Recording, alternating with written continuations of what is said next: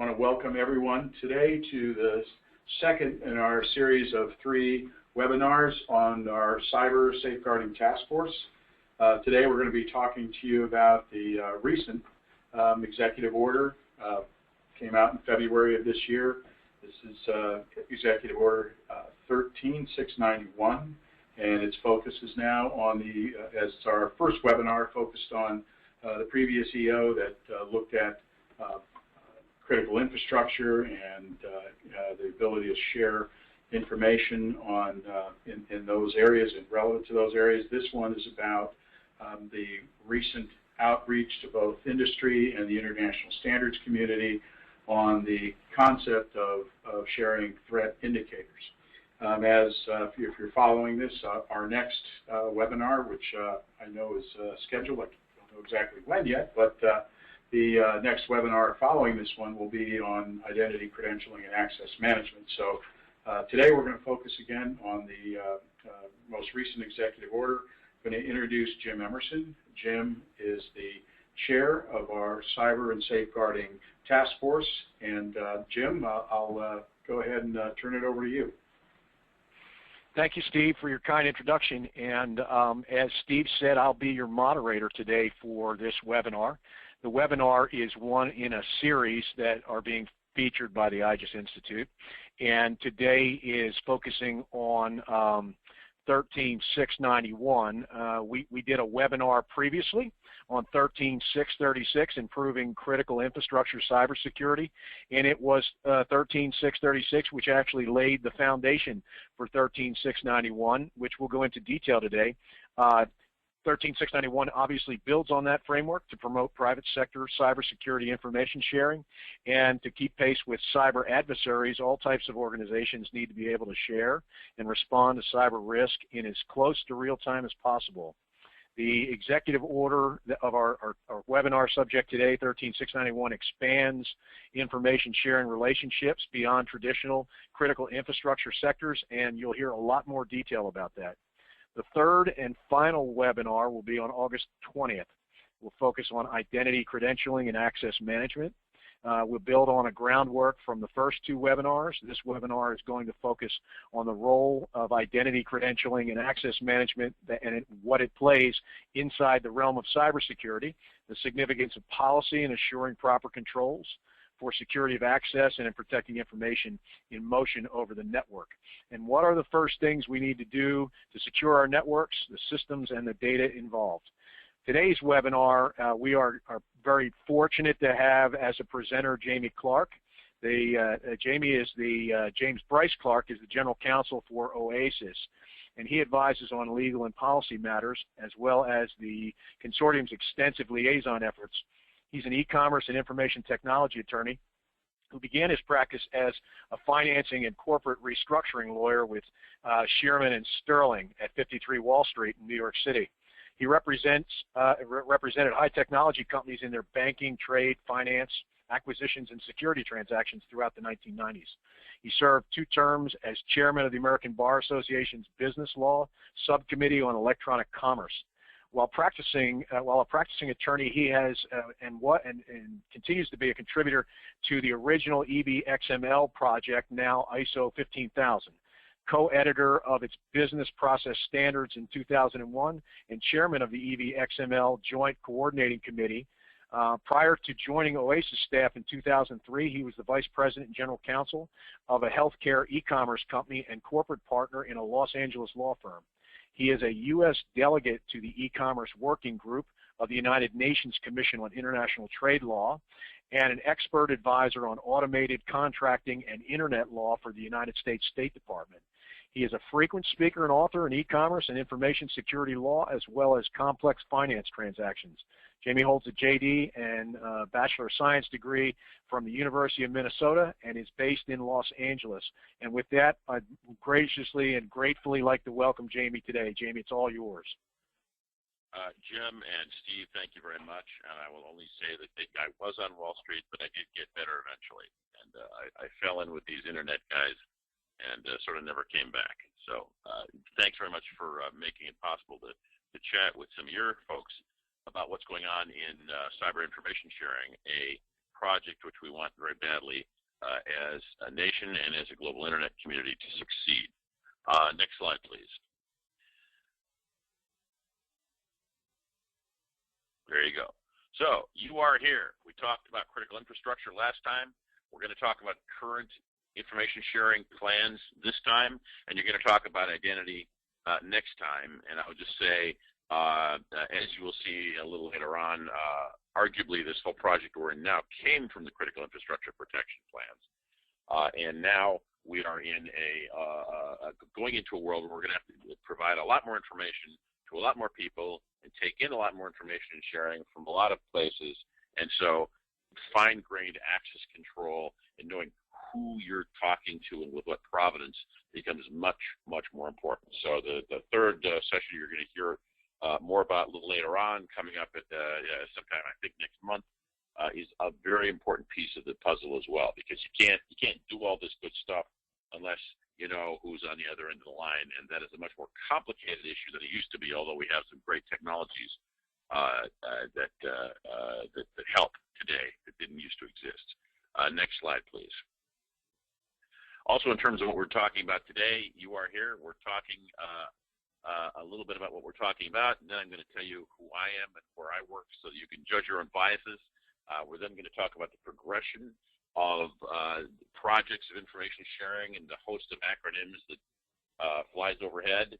I'm going to then speak a little bit practically about what's been happening in standards and what kind of data tools might be around today to help that happen. And then we will talk about projects ongoing as cooperative associations between standards organizations in which IGIS is deeply involved, in which my organization is involved, in which some other organizations are involved, to try and expand the pie for everybody and create more and better methods for collective work on cybersecurity that makes everybody's life easier.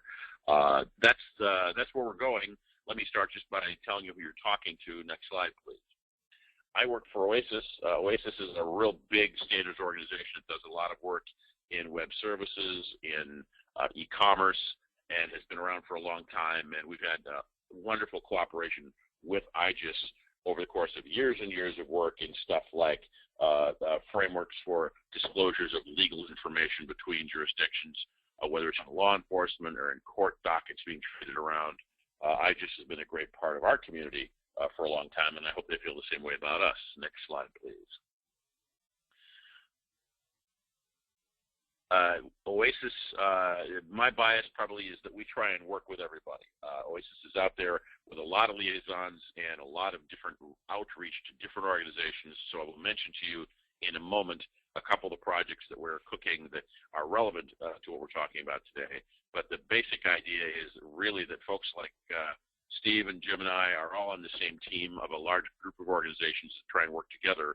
Each of us have stakeholders, whether they're academic, whether they're governmental, whether they're industry, to voluntarily come up with jointly developed and commonly agreed methods for doing all this cool stuff. So the standards are very important to us, and what OASIS does actually is standards. I'll just mention here as we go by, here's one of the standards that is relevant to the work we're talking about, called Exactable. It's an access control language in XML, and it's used for moving a lot of information around with headers that allow you to know not just what you have, but also who gets it and who ought to get it, and to apply role-based permissions. I think the story I want you to take away from this slide is just that there's a lot of great work out there that's published that's has some years of experience and tooling behind it from us and from other organizations that actually allows you to fulfill some of the things that you hear people say we ought to be doing, like complicated role-based access control that moves things around within your agency or organization and within other organizations, so that we're getting the right stuff to the right people at the right time. I'm not going to talk about those standards today, but just pointing out open standards from us and other organizations make a lot of those policy goals to share information appropriately possible. Next slide, please. OASIS is also the home of another set of standards, which we'll be talking about in a little while, that came out of DHS, generally known as STIX, TAXI, and CyBox, and we've launched a new project I'll talk to you about in a little while called CTI for Cyber Threat Intelligence, which are essentially representations of risks to cybersecurity, and we'll be hitting that later. But essentially, OASIS, again, is one of the organizations that serves as a place where people come together to talk about that stuff. Next slide, please. So all I'm going to say about us. Let's talk a little bit more about what's going on in the world. There's the slide you saw before. Next slide, please. Let's add a few events, because as you know from the bumper sticker you see on every car in front of you in the morning, stuff happens. Critical infrastructure, as you know from the last session, goes back a long way. We figured out well before the internet that we had some stuff, and some of us on the phone here had a career in trying to make sure it happened right. That was worth protecting. It's a bad thing if anybody gets in either as a physical security matter or as a SCADA matter, as a control matter, into installations that are important to society, the nation, and its infrastructure. Power plants was a real early issue. And so we've had, as you know from the last session, if you were dialed in, a lot of work coming out of the federal government to try and define and support and provide resources to protection of critical infrastructure since at least the mid-Clinton administration. And since then, many things have happened, and because we're in a government field, a lot of them have acronyms. Let me just walk through them. This is not a precise description, but I just want to give you a feel for how life ganged up on us and mutated and put us in a position where we have a lot of new threats, but also a lot of new opportunities. First, there are ISACs, information sharing and analysis critters. I don't really mean critters, but we essentially what happened after a few of the critical industries like energy, like finance, like the banks, that got together and started to form teams to collaborate and work on stuff together. The federal government sort of came along behind that and defined centers, ISACs, around a series of vertical industries so that the banks could cooperate with each other, the utilities could cooperate with each other, the transport sector could cooperate, state and local governments could cooperate in the multi-state ISAC. So we saw through the 1990s into 2000s an effort to try and create coordinated vertical by vertical information sharing so that when risks occurred, it was, even though companies may be in competition with each other, they are nevertheless in a position to share the information necessary to address, detect, and fend off those security risks. A number of things happened shortly thereafter. 9/11 happened and DHS happened. XML happened. If you are a geek, you know that XML is a structured expression language that's pretty widely tooled and is living under every web browser on Earth. That allows you to push a whole lot of information around in a very definitive form very quickly. A lot of the other standards we're talking about in this and other presentations are based essentially on XML, but the relevance of it to this dialogue is that XML all of a sudden created an opportunity for organizations who had stuff just locked up in their own databases, or worse, their own paper records, and put them in a position to put it together on the wire in a way that if they move it around by anything, whether secure internet or sneakernet, allow them to quickly share and reuse it. So it became possible to do broader, faster, accurate information sharing, and it became possible to have control methodologies even over an open wire that would get stuff from Jamie Clark to Steve Ambrosini or vice versa at the right place at the right time without it necessarily also going to bad guy. So XML was important. The formation of DHS and the government's renewed concentration on security and cybersecurity was very important. And then the cloud happened. I don't have to tell you about all the fun things that came along when cloud computing became first a common and then the predominant methodology for shoving data around from one place to another. But obviously it creates a whole host of risks, which you've heard about if you've read any trade journal in the last 5 years. It creates a whole bunch of new opportunities for sharing on a broader front. And so we have both ways of dealing with the attack vectors, and we have a whole lot of new attack vectors, which sort of upped the game. Now, during the last 5 or 7 years as this evolution has occurred, the government's trying to keep ahead of the game and continue to offer methodologies that give us some effective ways to respond. We'll talk more about some of the things that DHS was doing in a minute. The government also set up something called the Information Sharing Environment, which you can find at isc.gov, which we'll also talk about in a minute, in I believe 2012 2011 or 2012 as a sort of an interagency effort to create a clearinghouse to allow for some public-private cooperation. And the latest event is the one we're actually allegedly talking about today, which I'll get to in a minute, and that is Executive Order 13691. And if you read the executive order, it defines something a little different than ISACs, those vertical-oriented sharing groups. It defines ISAOs, Information Sharing and Analysis Organizations, which is a broader, more federated, more loosely coupled concept of how organizations and entities will get together to exchange data in appropriate ways. Next slide, please. And there it is. Essentially what the White House told us in February of this year is that they would like to see a system established under the auspices of DHS that defines sharing methodologies, data methodologies, legal risk handling issues, access control and granularity issues. They would like us as a community, and that's the us that includes everybody on this call, and all the industry folks and all the vertical folks and all the vendors and providers of methodologies, other agencies, they'd like us to get together and start to define a common set of approaches to the kind of dynamic real-time sharing that has been happening to some extent for quite a while in a few places. For example, the financial sector, where although the banks compete, they know they've got to be on the same page and share risk data and threat signatures so that they're all in a good position to avoid the systemic risk that threatens all of the banking system. Well, essentially what this EAO does as of this February is recognize that the entire world of commerce and government is threatened and networked in that same way and needs that same kind of resilience and needs to be able to do that upskilling and information sharing in replicable, easy, definable ways. The executive order asked us to solve a couple problems as communities. The first problem they asked us to solve is to really define what an information sharing and analysis organization is, with the understanding that they're not all going to be government controlled. There's not going to be somewhere a great, pope and a bunch of cardinals of ISAOs. There's going to be a whole bunch of entities, some of which are private, some of which are public, some of which are vertical, some of which are ad hoc, all of which agree to work together to share information. Now, this obviously happens some places today. Not only do the ISACs that have been successful, and there's a couple pretty significant ones that have done very well. I'll just mention banking again as an important case, where there's been a lot of great work to have sort of threat centers where there's a war room kind of capability to keep track of things, promulgate.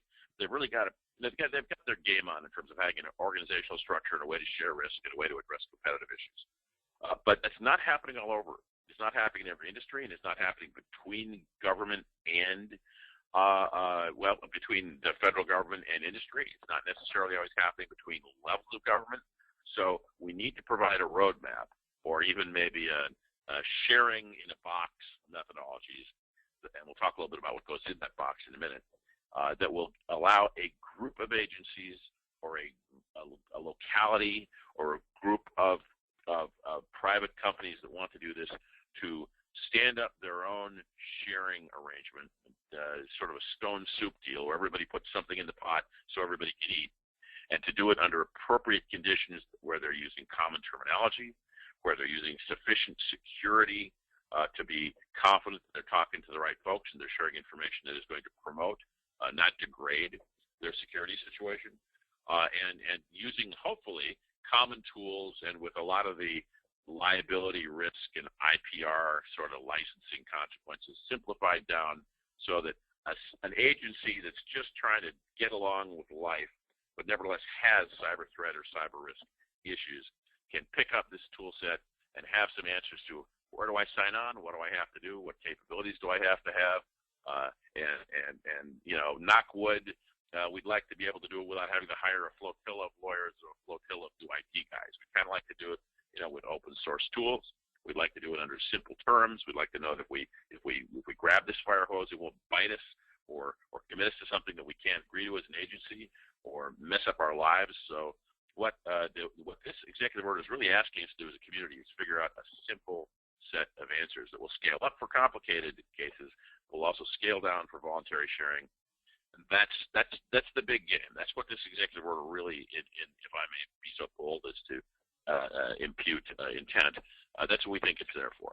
Now, there is another secondary issue, which is that the government itself, through the CERT, CERT, through other resources, has a whole bunch of information as well. You know, the government picks up information through diplomatic channels, government picks up information through its own cybersecurity work, and under circumstances where it's appropriate, often the government is one of the great sources of cyber threat data that would allow other actors and agencies to coordinate and identify risks up front and act together to minimize or remediate those risks.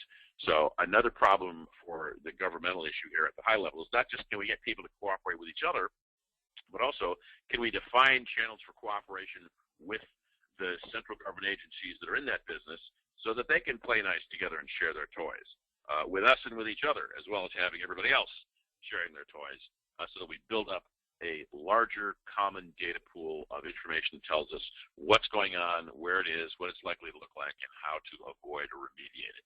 That's the big game for the executive order, and that's the concept of ISAOs, Information Sharing and Analysis Organizations, that we should have a replicable, easily tooled, understandable set of ways to cooperate to the greatest extent that entities are willing to do so voluntarily, using a set of templates and tools and standards that allow them to do it without it being a nightmare of organization, or without them having to start a whole new negotiation every time they go point to point. If you've got 5 or 6 or 25 local government agencies in a place that want to trade all their information and work together, you know, it would be nice if we can launch that based on some templates and commonly available models using well-known tooling, as opposed to having to sit down and have the first year of the project be negotiating over which protocol, which tools, which service providers, what's in, what's out, what don't I have to tell you, what level of security to use, can I trust you? You know, the overhead of cutting those deals every time you get a new group is so great that it is the hope of the information sharing project generally that we can make a lot more good stuff happen and a lot more cooperative resistance and resilience to threats without, if we can cut through all that and create some commonly acceptable answers that include risk allocation, business process, message exchange patterns, and data structures. So that's the dream, and we're all very busy trying to make that dream into reality. I am just a standards guy in the business of trying to help facilitate that dream along with a lot of other organizations like OASIS. I will just mention briefly before we move off the executive order that I haven't told you about the whole thing. There's some other stuff in there. Very strong requirement that privacy and civil liberty protections be maintained. We know a lot more about that than we used to, and it's important to the program, and it's a requirement of this federal executive order that we handle these things in ways both in terms of data structures and participation and capabilities that make sure that the legitimate privacy rights of individuals and entities are respected. So we're not asking everybody to give everybody else their whole cards with no protection. That's not the game plan here. Another thing I should say, although I won't dwell on it because it was part of your conversation in your last session, is there's also some specific determinations and upskilling planned in the National Industrial Security Program and specifically for critical infrastructure protection. So this set of plans to broaden the scope of sharing to all commerce and all governments doesn't leave behind all the good work that's already been done in critical infrastructure. It's expected to sort of roll it up, take advantage of it, incorporate it, and bring some of those successes and improvements to a much broader field of commerce. And with that, I think I've done the Executive Order 13691 thumbnail sketch, and I've asked you to move to the next slide. Now I'm going to talk to you for just a second about the stuff that's ended up at our shop, not because it is OASIS work, but because it's known, it's an early piece of success, and it's something that DHS has put some time into. Long before they decided to go to formal standardization, DHS commissioned and created, funded, and worked with MITRE and a number of industry participants to create some early success data specifications that allow for the kind of information sharing we're talking about. I just want to point them out to you. These are things that were developed mostly as open source tools, as in for free. These are standards that were intended to be created as structures that don't really require a lot of you, and using XML and generally the kind of tooling that should be readily available to anybody who has, database capabilities, internet capabilities, and a couple of geeks handy to wire things up to each other. One of the benefits of the cloud computing and API world we live in today is that, as you know, if you have the motivation, it's a lot easier on an ad hoc basis to throw together computing capabilities and data mining capabilities than it used to be. So DHS's design decision was to work with pretty well-established tools and structures, including XML, so as to make it a short drop to anybody who wants to provide or consume information about cyber threats. Now, just to give an example, if you look up STIX, S-T-I-X, there is essentially an XML language, although I believe they have plans to expand that and add some other representations as well. But if you are in STIX and you speak XML, you have a specification that already allows you to, in a standardized way that anybody else can assume, form either statements indicating that you know about something or questions indicating you want to know something about a threat that is described with specificity its course of action, the threat actor, the source entity, its campaign relationship, to indicate what indicators, what specific events are giving you a reason to believe there's a problem, observables, to identify specific incidents, and to describe what exploit target is probably involved. And I did not just tell you everything there is to know about STIX by far, but I'm just giving you a sense of the sorts of topic areas that they intend to cover, but with the punchline being, if you use this language to describe a cyber threat event that occurred to you or a cyber risk that you're facing, or you consume somebody else's description of it, then you should be in a position to know with actionable specificity what's going on over at that other shop and assess whether it's relevant to you and what kind of options you might want to have in terms of something to do about it. That's STIX. TAXII, Trusted Automated Exchange of Indicator Info, is another related standard also supported by current tooling, which is essentially a message exchange pattern. I'm a geek, so I speak geek, and I apologize in advance. But essentially, whenever you have a plan to exchange information between people, you also have to have a known methodology for trading off and exchanging that information. The two tribes that sociologist once talked about that would only do business by leaving stuff on a rock because they were all sworn to kill each other on sight, but they could all agree to leave stuff on the rock and then do business by, I'll put my stuff on the rock and then I'll withdraw, and then you go put your stuff on the rock and then you withdraw, and then I'll come back and shuffle the stuff around on the rock so I can tell you what I like. There's always a way to exchange information, even with people you don't have an agreement with, even with people you don't like. And in order to exchange information in the internet world, in the data structure, you have to have message exchange patterns. You have to have a protocol for not just what's in the message, but how I ask you a question, how I take what you're giving me, how I respond to a question. That's message exchange, that's transport, and TAXII provides a simple set of answers to that. And there's also some effort to produce early tools around those exchange patterns. And then finally, there's a specific data specification called Cybox that describes with specificity events and their properties. And by events, I mean a thing that happened at a time that has a significance. These are often used as triggers for other actions or activities. If you think about your mail and calendar system and whatever personal information system you use, the mail stuff is, the mail transport is the transport. The stuff in the email message is the expression, but the stuff on the calendar that tells you where, when, how, and what to react to and what to trigger, that's events and properties. And so we have in these three standards, at the beginning, a pretty good early set of XML-based tools for how multiple parties would trade and share information regarding cybersecurity threats and risks.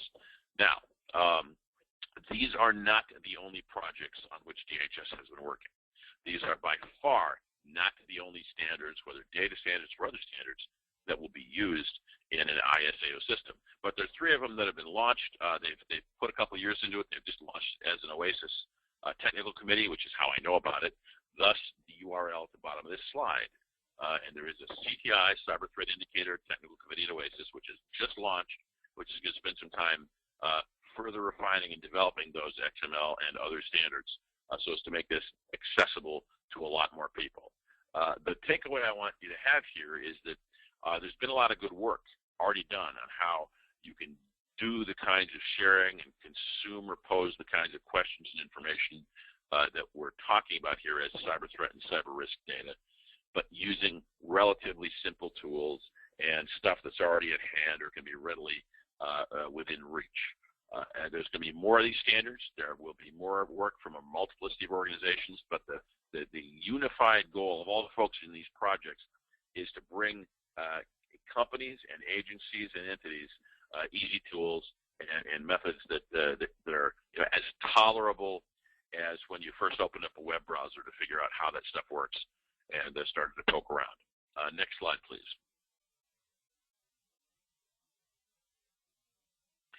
Now we're going to talk about another actor, the information sharing environment at ISE.gov. IGIS, the Institute, and my organization, OASIS, share some history here because we're both involved in the SCC, the Standards Coordinating Council of ISE. Now, ISE.gov is the federal agency, and there's a lot of good stuff, a lot of interesting information at ISE.gov. I'm going to focus on the private sector facing part of that, the government sector facing part of that, the academic sector facing part of that, not so much on what the federal agencies are doing on their own. There is a cooperative project, the Standards Coordination Council.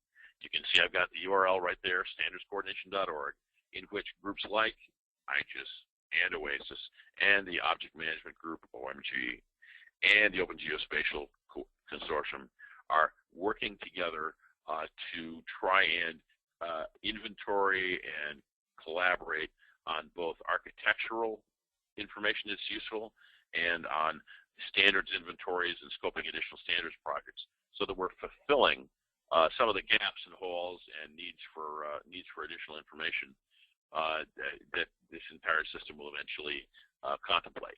Next slide, please. Among other things, as an early part of the game, the Standards Coordinating Council assembled a list, and I've just put it for you right there where you can see it. It's right off of the main page, standardscoordination.org, where known standards projects and known projects moving towards standardization that are open resources that may be helpful are listed and inventoried. Our hope here is twofold. One is that if all of our standards projects and cooperative organizations know about something and it's useful to you, we can put it in the list and that will become a resource that folks can look at and self-serve and see if there's something they want to use. Our second hope is, again, the old stone soup story. We're hoping you'll share it back with us. There are also associated with the Standards Coordination Council and project interoperability, which we'll talk about in a moment, a set of GitHub sites and other web tools that allow participating industry people and agency people to share their own stuff. Because, the fact is, the way a lot of this actually happens is somebody decides that they need to code something up because they need a particular point-to-point issue for some particular agency, and then they go borrow some open source code or make something or find that they have success with a product or they don't. And at the point where the rubber meets the road and we have actually implementation experience, that's ground truth. That's the most important thing, no matter what our techies, including me, tell you, is that we actually have people out there trying to do the stuff we're talking about, and then they find out if it works or not, and they crib together stuff that does work, and we can share that information more broadly. So the hope of the standardscoordination.org site is that this is just the beginning of an informal sharing structure, not so much at the level of those ISAOs where we're actually talking about specific structured data moving a specific way, but rather a larger set of forums and GitHub nodes that will allow folks to promulgate and make available to each other their use cases, their success stories, their issues and needs regarding this kind of cyber threat response activity. So I encourage you to go take a look at that standards page. There's a bunch of cool stuff happening across a variety of organizations. We hope to add a lot more stuff to it, but it's intended to be a resource for you. And please let us know if you think that there's something else we should know about. There's a place on the site to do that. Next slide, please. And actually, please advance 2 slides this next time. Should come up to project interoperability. There you go. In addition to that general project of opening some sharing portals and lists to inform the community, ISE hosts a number of very specific activities. There are several reference architectures that have been published by ISE in cooperation with the standards organizations that work with it. The Open Geospatial Consortium, who's one of the peer organizations for both IGIS and OASIS, and a bunch of great people, by the way, has been doing their annual big test bed projects, partaking both of cyber threat information and georeference location information, which is their forte, and the National Information Exchange Model, the NEAM vocabulary, and putting all 3 of those together into a sort of a demonstration test bed to show how we can get all the way from 0 to 60 with tools that both speak the controlled vocabularies used by a lot of agencies, thus NEAM, and identify or pinpoint the locus of the problem or the locus of the attack, or the locus of the target of the attack, thus the geo, and that apply to cyber threat situations. So the ISE.gov folks have been working with the Open Geospatial Consortium to come up with tools and methodologies to give this a test. Another very important area is that there's a lot of work in the government, a lot of need for, and a lot of work in commerce because of shipping for safety and cybersecurity in the maritime environment. Think port security. That's not all it is, but it's a lot of what it is. We have, just as Jim can tell you, just as we have a big focus on protecting, say, nuclear power plants, we got a big focus on protecting ports. They're big, they're diverse. There's a lot of open ends and a lot of places, people coming into them from a lot of different places, and there's a huge amount of value in commerce that runs through them. And if somebody really wanted to mess up our commerce, the ports would be a great place to do it. So there's a lot of work in the specific maritime area, and you will see if you go take a look at the project interoperability pages of the standardscoordination.org site, information on what's being done to specify and spell out the use case and get all the way from basic risks to specific methodologies for those risks. There's architectural models there. There's a lot of great taxonomy work, and there's a lot of concentration on interoperability with everybody else in the world who's trying to communicate across nations, across industries. So maritime's a real important use case. And then I used JIRA as an example. There are also several reference architectures. This is the last site there that has the URL on that page, where either ISE or the Standards Coordination Council folks are working cooperatively. Both of them have put out a description of sort of how all the Lego pieces work together. Even before we get to the end state, hoped for by the executive order, where we create a system under the ISAO banner that allows for broad information sharing. We already have some early examples of industries and stakeholders who are trying to do a soup to nuts stack that allows them to robustly share interoperable information in the geospatial arena. And JIRA is probably a good early example of how that would look and what kind of architecture you might see coming someday in other sectors as well. So lots of good work done in project interoperability in ISE. And here's the pitch. As folks who participate within IGIS, you are welcome to participate in the work of the Standards Coordinating Council.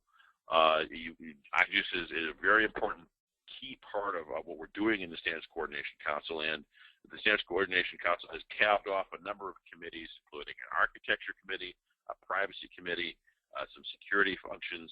There's basically a number of substantive technical and policy projects going on within the SCC banner in cooperation with ISE. And the way to be involved in that, if you have needs that you want to bring to it, or if you want to actually participate in working on it, is through IGIS. So the punchline for me for this part is lots of good stuff. Go look, and if you see something of interest, you should talk to your IGIS contacts about it because they'll get you hooked up. Now, I'll tell you something we say to our own folks at OASIS. There's three ways to interact with standards projects and cooperative work like this. Obviously, we love our dog food. We eat it. So, we think it's great for both public agencies and private entities to participate directly and to actually contribute, be on these committees, and bring us their expertise so that we have a better cooperative product for the whole world. So we encourage you to be actively participating in these committees if you can. But if you can't do that, if either cycles, money, or staff doesn't allow it, then remember it is also entirely valuable to the community as a whole if you participate by taking a look and letting us know what your use cases are. If all you do with these things is eyeball and take a look and see if any of the Lego blocks look like they fit into your Lego blocks, or if we're missing some that you really need to accomplish your cybersecurity goals, it's not there, then if all you ever do is ring up one of your IGIS contacts and say, hey, for my agency, we really kind of wish we had this thing, and we don't see one, and that's a problem for us, then you have brought us, hard data that's of value to making the system better. So if you can't participate live, participate at a distance and let us know, work with IGIS to make clear what your needs and goals are, and whether this stuff makes sense, and how it could relate and actually have something to do with your everyday operational needs and risk issues.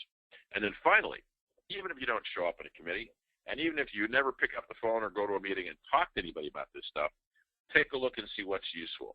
The point of this project is to create a bunch of easy, pre-tooled, and for the most part, free resources that should be readily able to be picked up. If you've got somebody who's doing your internet encoding work in the background, who's creating your systems, then they will cruise this site. And if they're interested in cybersecurity, threat and risk analysis and response, and how to interoperate with other agencies and governments and private entities that are in that business, then there will be something of value for them in this material that I've talked about here today broadly. And they ought to take a look and see which pieces they can pick up and use, because the great thing about open standards and the great thing about open source work is that you never really have to go buy a license or talk to the guy or negotiate. You can just pick it up off the rock and use the pieces that are valuable to you. And we hope that may be the biggest resource here is for a lot of agencies and entities that can't spend their life on this whole topic, but just need to address it as one of their many issues.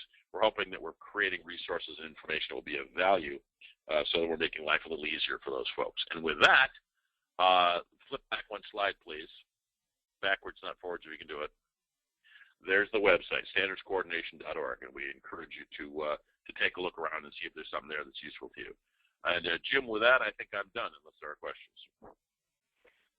Thank you, Jamie. That was wonderful. And as short of Don coming in with questions from our participant audience, which we're going to afford people the opportunity to ask questions here in Trace, I'll start off by asking a question about, take us back to 13691 for a moment, and given the direction that we read, or some people sometimes read to infer cooperative information sharing around cybersecurity between federal government and private sector, in not really articulating directly other parts of government, so state, local, tribal governments, justice organizations, law enforcement agencies, public safety agencies. How do you see them fit into that process?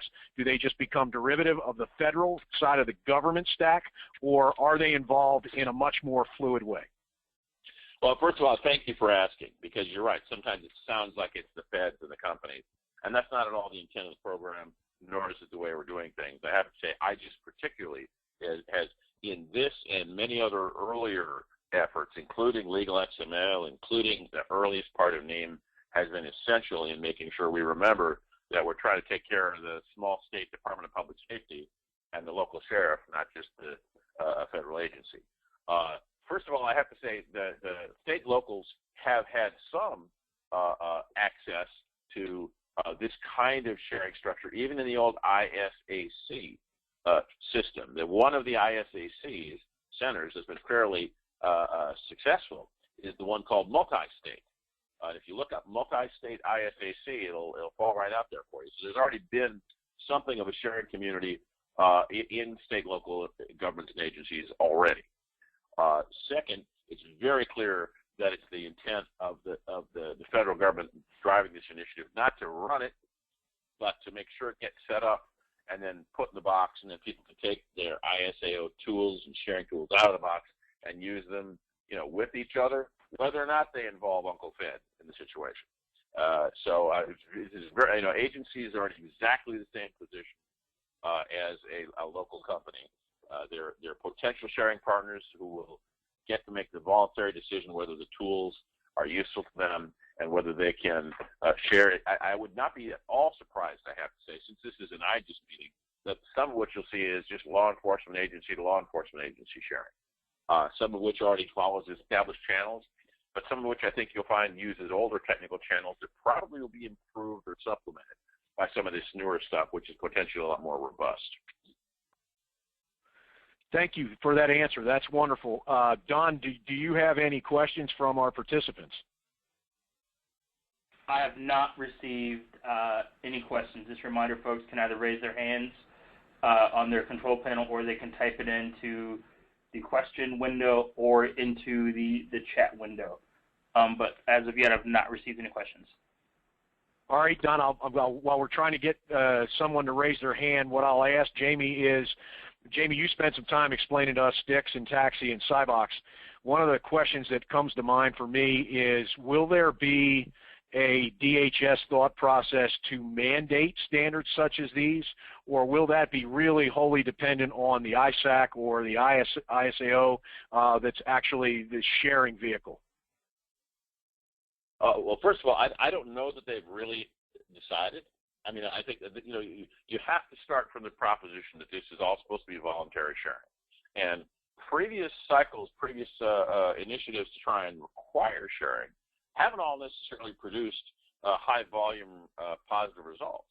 So, I mean, I think that the reason the executive order is built around open standards and an open standards community process that allows any stakeholder to come and talk about it is because no matter how clever our widgets are, and no matter how many cool XML schemas or something else we cook up, it only works if people are prepared to embrace it and use it. So we'll find out as we go. It's great that there is some early useful stuff out there that can be used today, because that means we're out there gaining experience right now on what it works and whether whether the Lego blocks we have build the dinosaur or Batmobile we want to build or not. But it's early days in that sort of thing. I believe the general intent of the policy, although I certainly don't speak for the federal government, is to create voluntary systems, and you can imagine folks using other stuff. If you think about the way standards work, though, what generally happens is once a whole lot of traffic starts to develop around a set of protocols, it tends to win not by force but by network effects, by adoption. I mean, I guess there's still Betamax VHS is out there somewhere playing non-VHS tapes, but not many. And I guess there's still some people that use FTP, but it's a whole lot more of them download their stuff over HTTP in the web. So I expect that as this takes off, there'll probably be cohesion around some winners and communities of interest that agree that that's what we're going to offer as the default. I don't think I'm unaware of any plans to say you have to speak this one language, because if you think about it, a particular sharing group is always going to be autonomous. They're in there by voluntary association, and they all agree they want to use something else. I'm unaware of any current legal authority that attempts to stop them from doing that. Thank you. That's very helpful. I guess I'm going to say carrot, not stick, Jim. I appreciate that. Thank you. We want the horse to drink, right? So, Exactly. Don, do we have any hands up? No hands up. The only question that I received so far is about access to the recorded webinar. This webinar, as well as the previous webinar, will be available in the next couple of days on the IGES website, and there'll be a link for folks to access that. We'll also send the links to the participants of these webinars.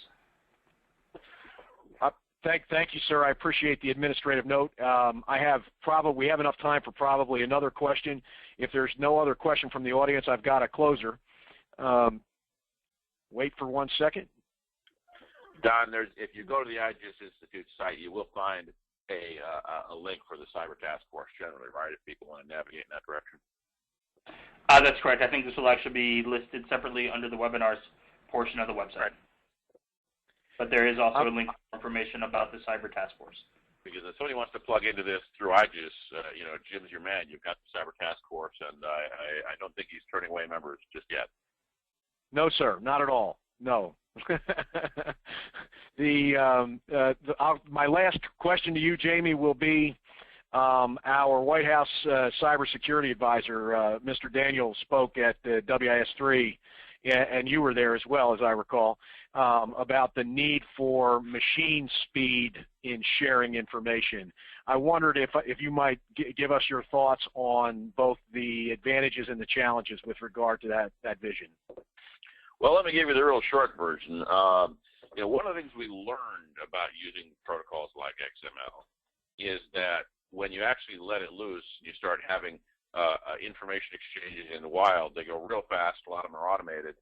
And if you're actually relying on some operator behind both sides to parse and check and control everything, they'd get lost in the first couple of nanoseconds. So we do have to have systems that are safe at design time and intended to run in a particular way, and then by virtue of that safety, we can turn them on, and at runtime, we know what the parameters are for problems and exceptions without having to have a human being watch something that's far too fast for the eye to see. There are a couple of ISACs and a couple of our other organizations like CERTs who already have significant experience at trying to run and share real-time threat information, and we know that it works like the stock market. It runs at a normal volume some days, and then other days, something happens, and maybe not something good, and all of a sudden there's a whole lot of activity, and it scales up, radically. So sometimes you're drinking from the faucet, and then somebody turns the fire switch, and there's a fire hose, and you got to know what to do with that. So clearly, automated activity and automated response is going to be a huge part of this. The idea of using open standards and relatively simple formats is that you want folks who are on the using end of that to be able to go back at design time when they're looking at it, setting it up, and see very clearly what kind of things are coming across the wire, what does it mean, what are these parameters. If you can understand the logic and policies of the system at design time, then you can have a set of outcomes at runtime that meets your risk needs and your policy needs. So we hope that using open standardization, it'll bridge that gap. But you're quite right. This stuff's all going to happen too fast for the eye to follow. Don't think the guys yelling at each other at an air traffic control booth, because that's a couple thousand times too slow. We're going to have to get it right and then watch it as it evolves. Thank you again. I appreciate that answer, Jamie. I'm going to make a couple of closing administrative announcements. One, redundantly, that this webinar will be recorded and available on the IGIS website in case you missed Don's comment earlier to that end. There will be another cyber webinar on identity credentialing and access management at 2 p.m. Eastern Standard Time on August 20th of this year, so next month. And at this point, what I'd really like to do is to turn it back over to Steve Ambrosini, Don, if he's there, so he can close. Steve is right here. Okay, well, Jamie, excellent job as always, and thank you on behalf of myself and all of us here at the IGIS Institute for spending your time with us today. Great discussion, too. We're talking about the Standards Coordinating Council, where we're all coming together now to rally around these kind of issues. And Jim, of course, thank you again for moderating today and for your chairmanship of our task force. And finally, thanks to all of you who joined us today. We hope this was informative, and we'll continue to encourage you to participate in some of these conventions as we continue to work through these important issues. So thanks to everybody, and we look forward to seeing you on the next webinar. Thanks very much, ladies and gentlemen. Thank you all. Thank you, Jamie.